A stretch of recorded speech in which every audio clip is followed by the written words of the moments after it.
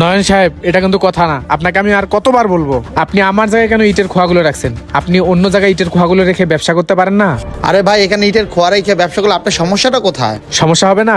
আপনি আমার জায়গায় ইটের খোয়াগুলো রাখছেন, আবার আমাকেই বলতেছেন সমস্যা কিসের? আপনার কথার আগামাতা আমি কিছুই বুঝতেছি না। আর আপনি যে এই জায়গায় ইটের খোয়াগুলো রাখছেন, একবারও কি আমার কাছ থেকে পারমিশন নিছেন? পারমিশন তো নেওয়ার দরকার ছিল। আরে ভাই, এখানে পারমিশন নেওয়ার কি আছে? এই জায়গাটা তো সবসময় খালি পড়ে থাকে। এমন না যে আপনি কোনো বিল্ডিং উঠাচ্ছেন, কোনো কাজ কাম করতেছেন। আমি জায়গাটা খালি পায়ে তো রাখছি, তাই না? 1-2 বছর তো এই জায়গাটা খালি পড়েছিল, তখন তো আপনি একবার আসলেন না। যখন আমি ইটের খোয়া রাখলাম তখনই আপনি আসলেন। কাউকে ভাড়া দিতেন তাও তো হইতো। ঘর বাড়িও ওঠাচ্ছেন না, দোকানপাটও দিচ্ছেন না। আমি ইটের খোয়া রাখছি, এখানে প্রবলেমটা কিসের ভাই? আমার জায়গায় খালি থাকবে না, আমি ভাড়া দেবো না আমি বাড়ি করব? আমার যা মন চায় আমি তা করব। তবে আপনাকে একটা কথা বলতেছি ভাই, আপনি একদিনের ভিতরে এখান থেকে ইটের খোয়াগুলো সরাবেন, তা না হলে কিন্তু আপনার খবর আছে।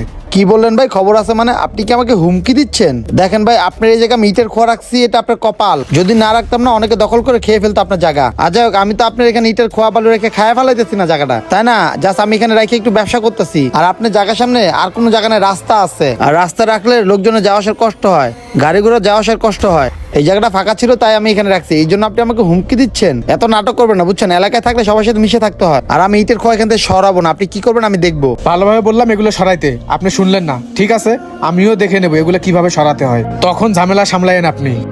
জান আমি দেখবো না আপনি কি করতে পারেন। মানে বেশি ভাব নিতেছে। কি ব্যাপার তাম্বি সাহেব, হঠাৎ করে আমাকে ফোন দিয়ে এখানে জরুরি আসতে বলেন কেন? কোনো সমস্যা? কি সমস্যা আমাকে এখন সব খুলে বলেন। আরে ভাই আর বললেন না, ওই যে নয়ন সাহেব আছে না, সে আমার খালি জায়গার ভিতরে ইটের খোয়া রেখে ব্যবসা করতেছে, তাও আবার আমাকে না বলে, আমার পারমিশন না নিয়ে। আমি ওনাকে ভালো করে বলছিলাম ইটের খোয়াগুলো ওখান থেকে সরাইতে, কিন্তু উনি নাকি ওখান থেকে সরাবে না, উল্টা আমার সাথে তেরামো করে। এখন আপনি বলেন সে কাজটা কি ঠিক করতেছে আমার সাথে? না না, উনি তো কাজটা ঠিক করে নাই। আপনার জমি ব্যবহার করার আগে আপনাকে ফোন দিয়ে একটাবার পারমিশন নেওয়া উচিত ছিল। হ্যাঁ ভাই, আমি ওনাকে বুঝাই বলছিলাম, উল্টা উনি আমাকে বলে আপনার যা ইচ্ছা আপনি তাই করেন, আমি এই জায়গা থেকে ইটের খোয়াগুলো সরাতে পারবো না। কি এই কথা বলছে? আমিও দেখে নিব ওখানে ইট বালু রেখে উনি কিভাবে ব্যবসা করে, আমিও দেখে নিব। আর হ্যাঁ ভাই, এই বিষয়টা কিন্তু আপনি দেখবেন, আমি কিন্তু অনেক ভরসা নিয়ে আপনার কাছে এসেছি। ঠিক আছে তামির ভাই, এটা নিয়ে আপনি কোনো টেনশন করতে হবে না। ওই জায়গাটা কিভাবে ফাঁকা করতে হবে ওটা আমার উপর ছেড়ে দেন। আপনি নিশ্চিন্তায় থাকেন, আর আমি ফোন দিলে আপনার সাথে সাথে চলে আসেন। ঠিক আছে ভাই, আসসালামু আলাইকুম। ওয়ালাইকুম আসসালাম রাহমাতুল্লাহ। আচ্ছা, আপনাদের দুজনের সমস্যাটা কি এখন আপনারা আমাকে খুলে বলেন। ভাই আমার কোনো সমস্যা নাই। আমি কি আপনার কাছে গেছি কোনো সমস্যার কথা বলছি? ওনার সমস্যা ওনার সাথে কথা বলেন। ভাই সমস্যা তো আছে, উনি আমার জায়গায় ইটের খোয়া রেখে ব্যবসা করতেছে, তাও আবার আমার অনুমতি ছাড়া। তো এটা সমস্যা না? হ্যাঁ নয়ন সাহেব, আপনি ওনার জায়গায় ইট বালু খোয়া রাখবেন, ওনার কাছে একটাবার পারমিশন নেবেন না? আরে ভাই, আমি তো ওনার পারমিশন নিতে চাইছিলাম, কিন্তু উনি তো এলাকায় আসেই না। কতদিন ধরে উনি জমি ফালা রাখছে।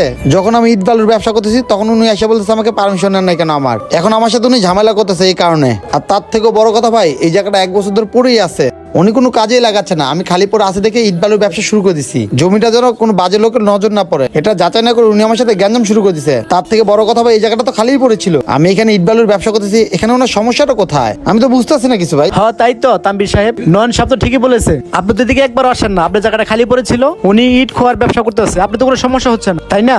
আমার জায়গায় খালি পড়ে থাক আর যা মন চায় তাই হোক, কিন্তু উনি কেন খোয়া রেখে আমার জায়গায় ব্যবসা করবে?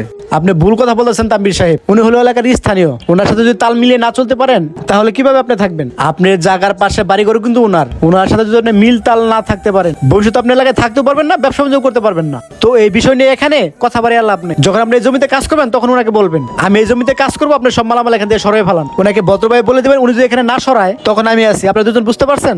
হ্যাঁ ভাই, আমি বুঝতে পারছি। উনি আমাকে আগে থেকে সব জানা দিলে আমি সব ক্লিয়ার করে রাখবো না জায়গা। আচ্ছা ঠিক আছে, আপনি দুজন থাকেন, আমি এখন যাই, আমার অনেক কাজ আছে। ঠিক আছে ভাই, আসসালামু আলাইকুম। ওয়ালাইকুম আসসালাম।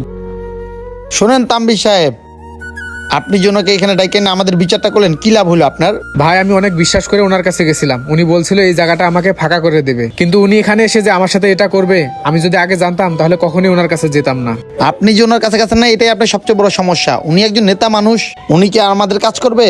আপনি বিচার দেওয়ার পর উনি আমাকে ফোন দিয়ে ডাকছিল, তারপর আমি ওনাকে সব বুঝাই বলছি তাম্বির ভাইয়ের জায়গা খালি ছিল, আমি ইট খোয়ার ব্যবসা করতেছি, যদি ভাইয়ের কোনো সমস্যা হয় তাহলে মাসে মাসে ভাইকে কিছু টাকা ভাড়া দেবো। বুঝতে পারছেন তাম্বির সাহেব? এই কথা শোনার পর উনি আমাকে কি জ্ঞান দিছে, তাহলে মনোযোগ দিয়ে শুনেন।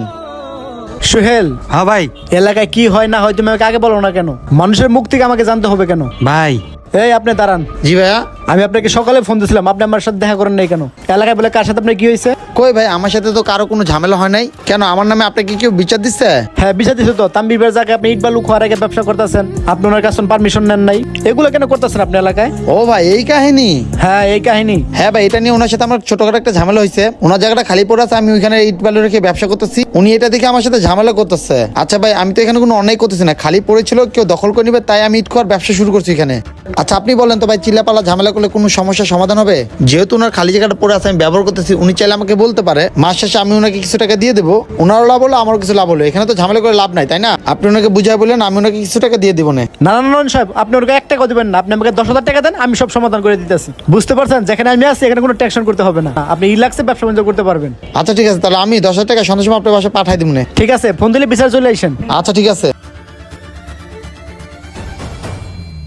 এই ঘটনা করছে, আপনি একটু বেশি বুঝতে গিয়ে আপনি নিজে ঠকে গেছে। নিজের সমস্যা নিজেকে সমাধান করতে হবে, অন্যের কান্দা আপনি ঝুলাই দিছে। আর শোনেন তামি সাহেব, আমি যেহেতু আপনার খালি জায়গায় ইটের খোয়া রেখে ব্যবসা করতেছি, আপনি চাইলে আপনাকে আমি কিছু টাকা প্রতি মাসে ভাড়া দিয়ে দেবো এই জায়গার। না ভাই, আমার ভাড়া দেওয়া লাগবে না।